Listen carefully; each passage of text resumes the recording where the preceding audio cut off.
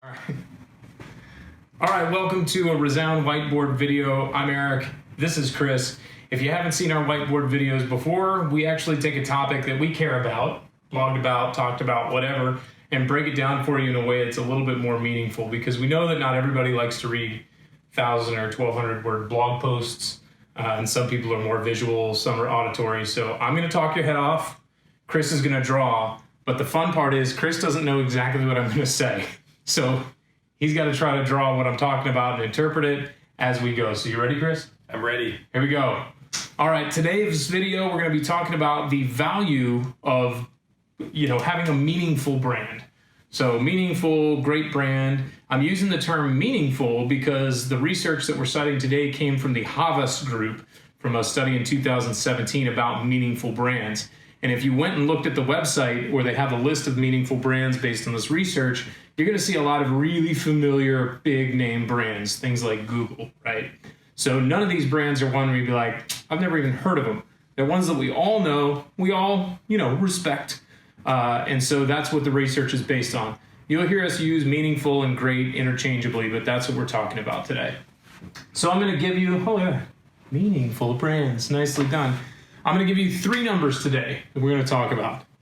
206%, 9 times, and 12%.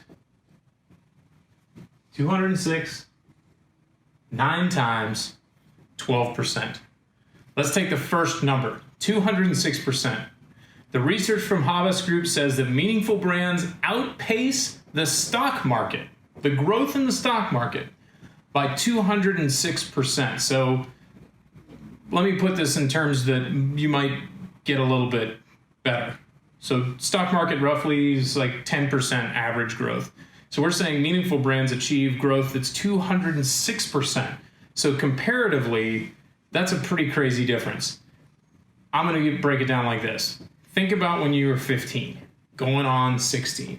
I know for me, I was very average height. I was like 5'7".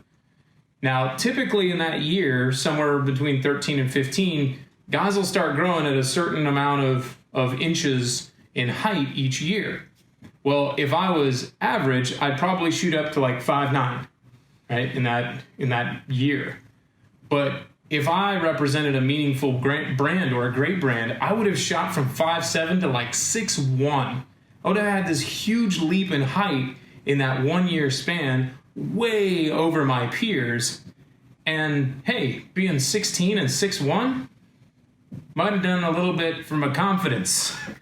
Instead, I actually stayed at 5'7" for a while, so I didn't get to enjoy the fruits of feeling like supremely confident and tall and more grown up and all that kind of stuff. But that's kind of what that 206% represents. You grow faster than the competition or your peers. Hey, look at that. 16-year-old, not tall. Improved, meaningful me. I like it. So think like 5'7" to 6'1" in 1 year. Big growth. That's what that 206% is about. Let's tackle 9 times next. The Havas Group says that meaningful brands enjoy 9 times the share of wallet, as a phrase that they use. So what's that mean? I mean, realistically, it's basically like, hey, your clients like you and they trust you and they actually want to spend more money with you, and they'll spend 9 times more money on you and your services than if you were not a meaningful brand. Let me give you a comparison or an analogy. This would be like, say you graduate high school and you get a graduation gift from your parents.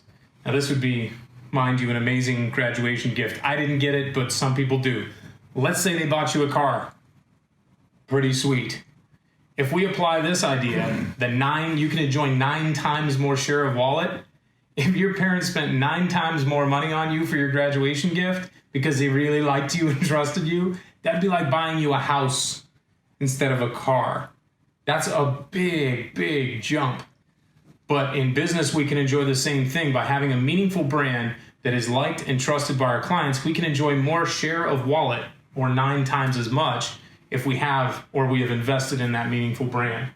So let's see, over here, Chris is drawing car, and then the arrow to the house. Very nice. Share of wallet, I like your wallet. And cash, money. Love it. All right, let's tackle the third number, The third number is 12%. Now we just talked about 206% and 9 times, which are big numbers.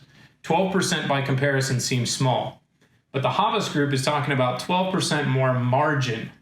So if you're a business and let's say you just shoot for 30% margin, you get an extra 12%. That's a pretty good day. So let's just pretend, for argument's sake, you've taken in $1 million in revenue, you get an extra 120 grand, you could reinvest that in tremendous ways for your stakeholders. So it's 12%, which is a small percentage, but when you scale that in terms of businesses, that can be a lot of money.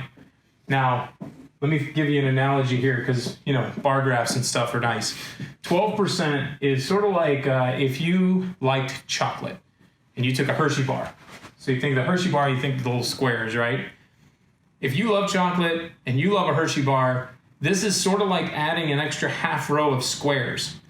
So you ever unwrap the bar, you eat it and you get to the end, you're like, man, if I only had like another square. Well, if you get another half row, that's not a bad day. Now, if you don't like chocolate, because not everybody does, this could be like getting a pack of Starbursts. And in that pack, what if they threw in one extra or one bonus Starburst? That'd be a good day. You certainly wouldn't complain about it. You wouldn't take it back to the store and go, they gave me too much. But when you're a meaningful brand and you're liked and you're trusted, you can actually enjoy more margin. So your clients are spending more money with you and you're achieving higher margin and you're growing faster than everybody else. So you got the nice, very nice chocolate bar there, extra half row, more chocolate. You didn't get to the Starburst, but you get the point, right? A little bit more, incrementally more can actually turn into a big number. So that's our recap on why it's important to try to work on developing a meaningful brand. And if you've ever wondered about the ROI, or you've been looking for evidence of ROI of a rebrand, for example, this is great stuff. If you need to sell it up the chain, by all means, take that research and run with it.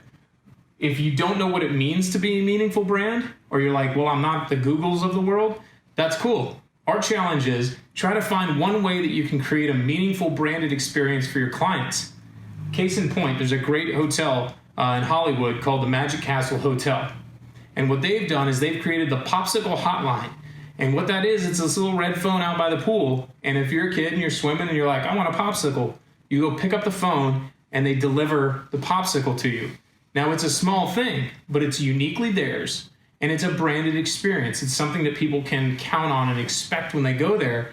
And hey, there are cheaper hotels in the area. There are plenty of hotels in the area. And yet the Magic Castle Hotel has found a niche to exploit and customers love it. And people keep coming back for it. So even though we may not all be the Googles of the world, you can do something to provide a branded experience that's unique, that has your customers go, man, I like you. And I also trust that you're going to deliver on what you say you're going to do. So that's a great example, small example. Shout out to the Magic Castle Hotel. We challenge you to find your own branded experience that you can do. And remember, it's got to be true to your brand. It has to be authentic. You can't just make stuff up. If you ever need help with that, of course, we're here to help. But this is all about information for you. We hope you found it valuable. We'll talk with you later.